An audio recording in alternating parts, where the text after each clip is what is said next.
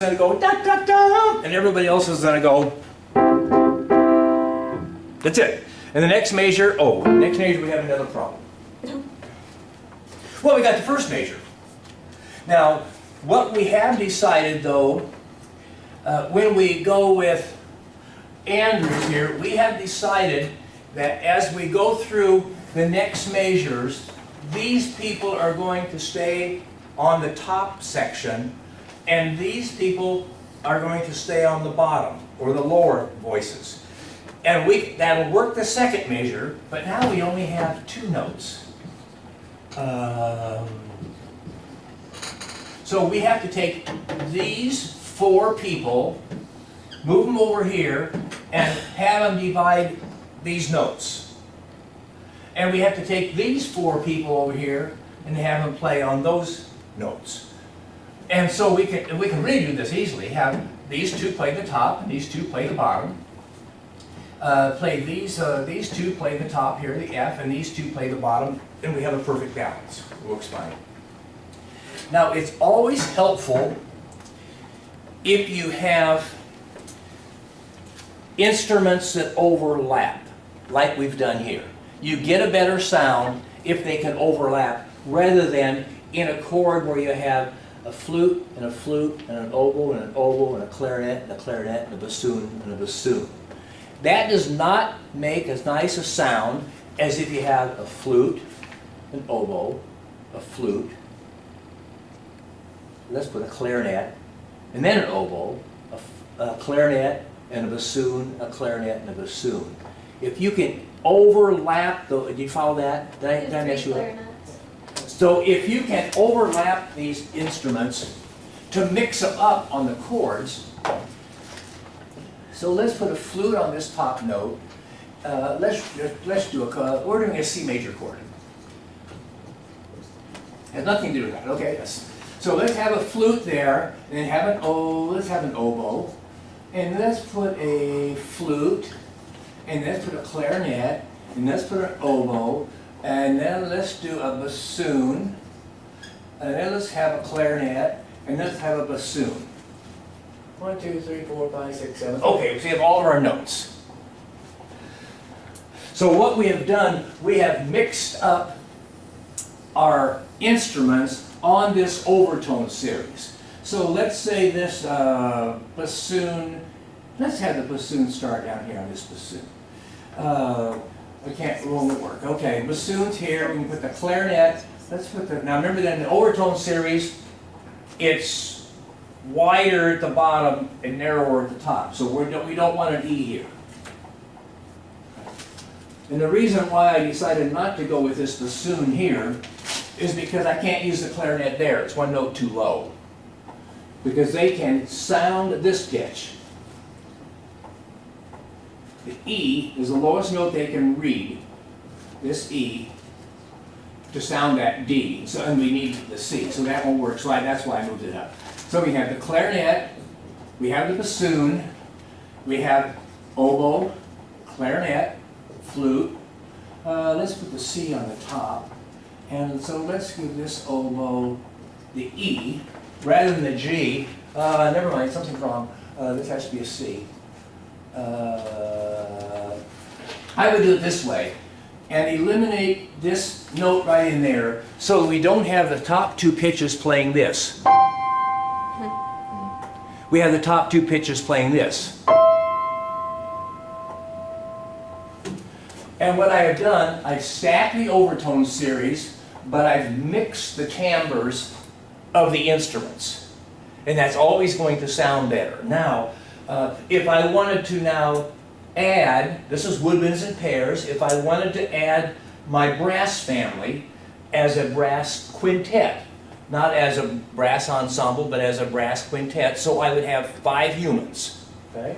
So the top note that's going to be too high for my top brass player.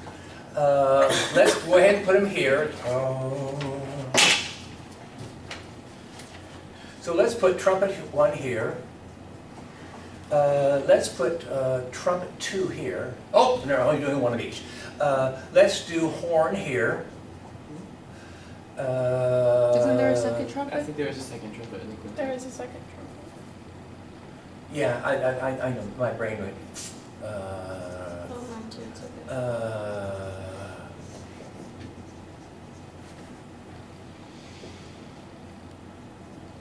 Okay, this is tuba. Maybe I'll put the tuba down here, since I missed, I couldn't use that C there. Let me put the tuba there. But I leave out this root here, because I have it here, and I'll put the trombone here. So I have the root, fifth, and I have the triad here. And this is not, so what I'm doing here, I'm putting the trumpets on both sides to suck up that horn sound in the middle.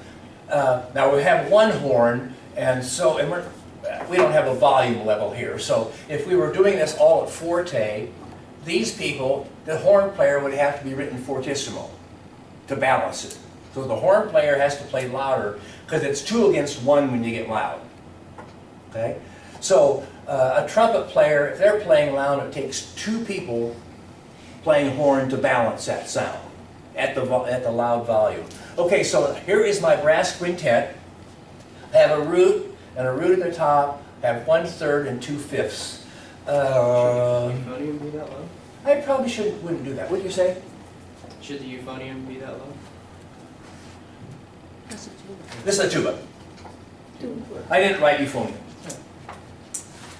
Because a standard brass quintet has trumpet, trumpet, horn, trombone, tuba.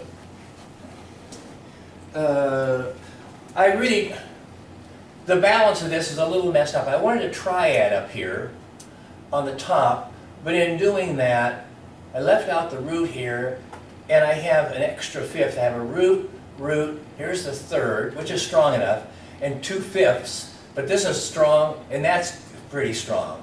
And so now, what do I have over here? I have root, root, root, root. I have root, third, third, fifth, fifth. Well, that's pretty balanced. This is a little jacked up over here, so maybe I need to get that sucker out of there. Root, root, root, third, fifth. Well, that didn't help a great deal.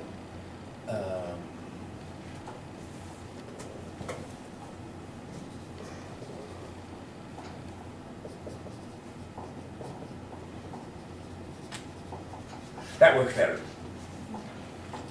Root, root, root, third, fifth.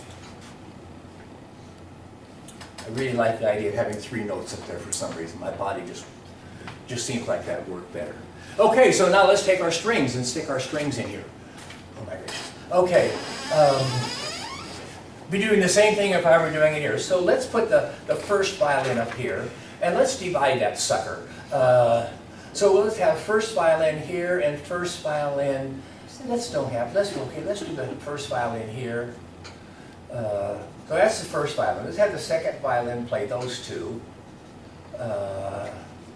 Violin 2. Let's put the viola on the G. C, E, G, C, E. Put the double bass here, because it's going to sound down to there.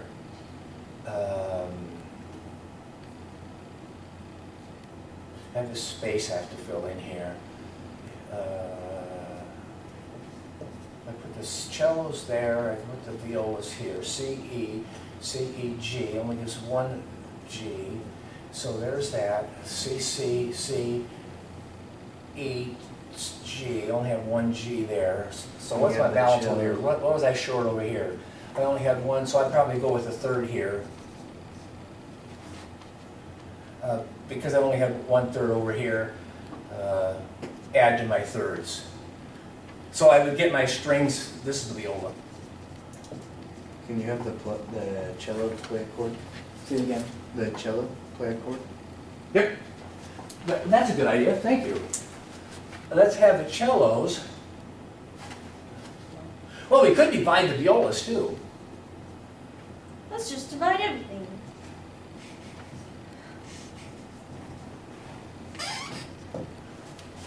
That's a great idea. We've divided them, we don't want to divide the double bass. We don't, because it gets too low down in the bottom. So that were great. That'd be a marvelous sound. Haydn needs to copy that. But this thing of overlapping instruments, you have to be really careful if you take a flute and separate it and put a couple of instruments in the middle. Then you have the flute down here. The flute gets so low, it's worthless. It's too low. Or you take the oboe here and you write the second oboe down here and put two clarinets in the middle. The two clarinets are going to be perfect, they're going to be wonderful. The oboe here is going to be fine here, but this oboe down here gets too low and it begins to sound really duckish. And so when you start, it gives a much better sound when you can overlap instruments like this. Most band literature or school literature is written so everything is doubled. So no horn, there's no horns written for symphonic band that's not doubled with some other instrument. Because they know in school bands you often don't have enough horns to make it work. And so they double it with saxes, because the saxes and the horns will play a lot in the same range. And in band literature you have 3 clarinets, 3 different parts, you have 3 trumpet parts. So we're not talking about woodwinds in pairs. Okay, so you did an assignment for today. Now I gave you a new one. I gave it to you in 2 different styles. It seems long, but it's not, that won't be too bad. Thank you for that one. You want the bar talk track? Yeah, I'll take it back. I'll throw it away. But that's your new baby? Is this your new baby? You still own a ruler, right?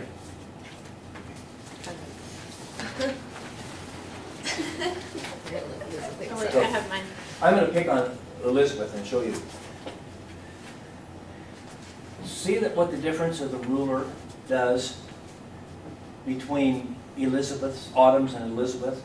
It's harder to read this score because the bar line doesn't come clear down.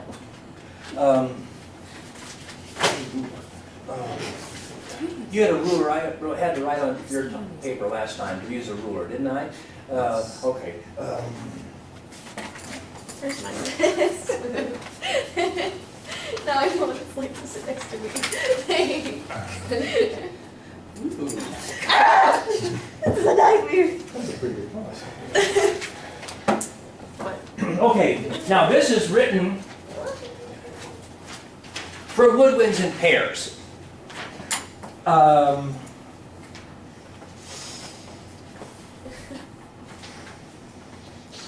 The best thing for you to do, now this is the same as this, except the last page is in here, I see.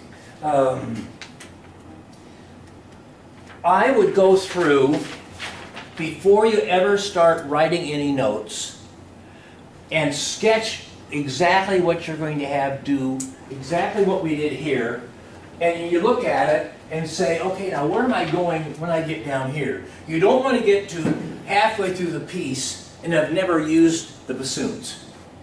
That doesn't make any sense. You have these people there, and you need the sounds.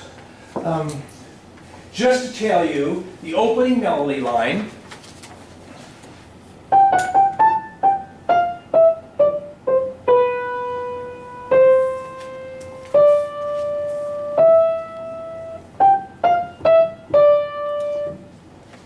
the oboe can do that, the flute can do that, the clarinet can do that, the bassoon can't. Okay, the second line that comes in the second measure.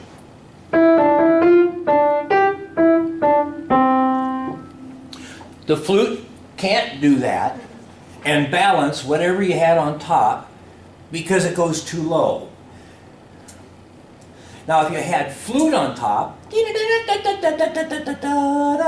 could have the second flute do the lower one.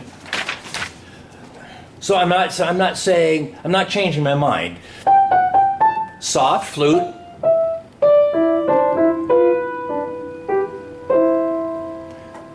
That works fine if you have 2 flutes, if you had 2 clarinets. Now, if you had two oboes, that low C, low D and C at the end of that phrase, in the what I would call the middle line, the alto line, would get a little too low. Because you have this flute, this oboe playing this beautiful C up here, and you have this lower oboe going honk, honk a little bit. But then you have the next entrance. The next entrance looks like bassoon to me.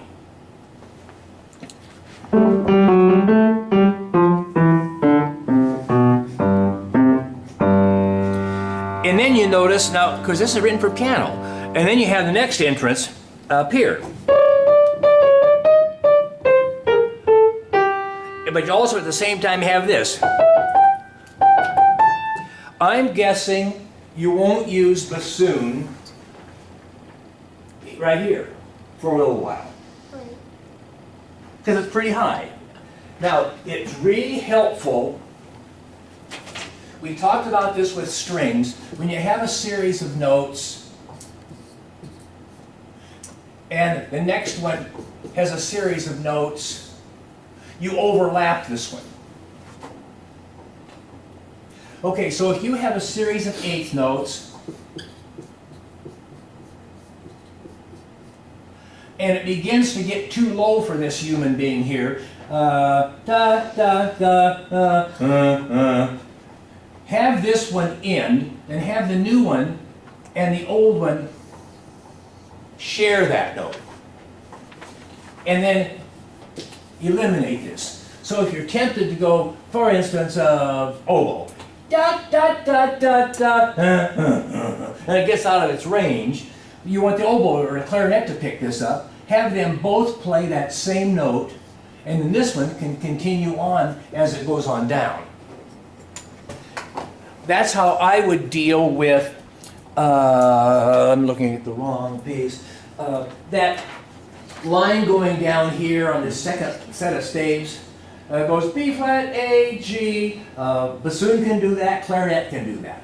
Then have octaves, bum, bum, bum, bum, all of a sudden it's going out of everybody's range. Now the clarinet can play everything except that C.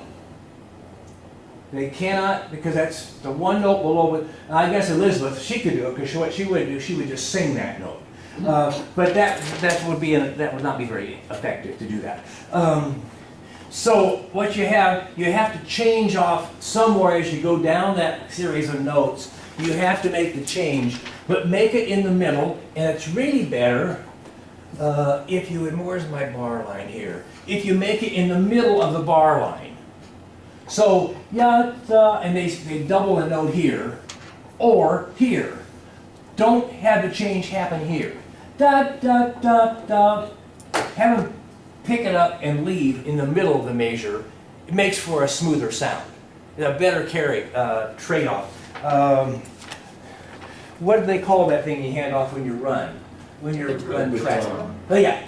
So you hand the handoff has to be really smooth all the time. Okay, now what you do, the only persons that can play the last note, if you want the octave, are the bassoons. We can play the low octave. They can play both of them, first bassoon and second bassoon. So could you start it out with the clarinet on the high octave part, and then Clarinet. There? in this, Uh-huh. and then when you get to this C that the clarinet can't, we can trade it off there and have the, You can have the clarinet stop there and have the bassoons go on. and then you How high does can the bassoon go? The bassoon. Up to, actually, they can play up to the third ledger line G in bass clef. Okay, yeah. So they can play all those notes if needed. Yeah. what does it Just sound? having two on the bottom and then switching to splitting seems like it'd be wonky. Yeah, and you can assume that you're writing for people that actually can play. Okay? You're not saying I have woodwinds in pairs, but my first bassoonist is no good. So you can't think that way. You have to write it as though you're writing for a professional group that they can control their instrument. Okay? But the oboe, when it gets to the bottom of the range, it begins to sound honky. The flute begins to go away. So would you have the bassoon play the high, or the first bassoon play the high octave? Or would you just, at this C, have Well, the bassoon split? I think I would start that, because it's written forte in that measure. I might have the second clarinet, the first bassoon on this high B flat, clarinet 1 and bassoon 1. And then on the lower octave have them start that way, and then have the clarinet drop off in the second measure. So then you'd have bassoon 1 and bassoon 2, somewhere maybe down by the time you got to the F sharp, where that thing is. By the time you get down in here, make the switch off. So you have just the bassoons doing this section from here on. Okay. Maybe one clarinet and one bassoon here, and then drop the clarinet and add the second bassoon as you go on down. That would work. Okay. Good. Thank you. Get out of here. Can I have that paper back? Oh, I'm sorry, yes. Okay. Okay, we're gonna do, I thought you wanted my pen back. Hi. You just took mine. That's okay. I don't care. Okay, I have your assignments.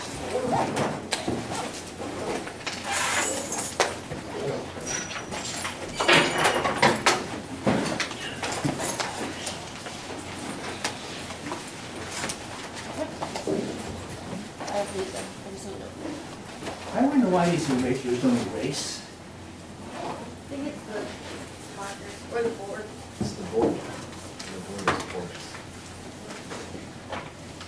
Hey, Cantwell, It's like my computer. are we getting breakfast tomorrow? What are we doing, what? Getting breakfast for Leap Day. Are you guys getting breakfast? Oh! Oh! You know. Yeah, no. I'll ask Rhonda. And I need to know too.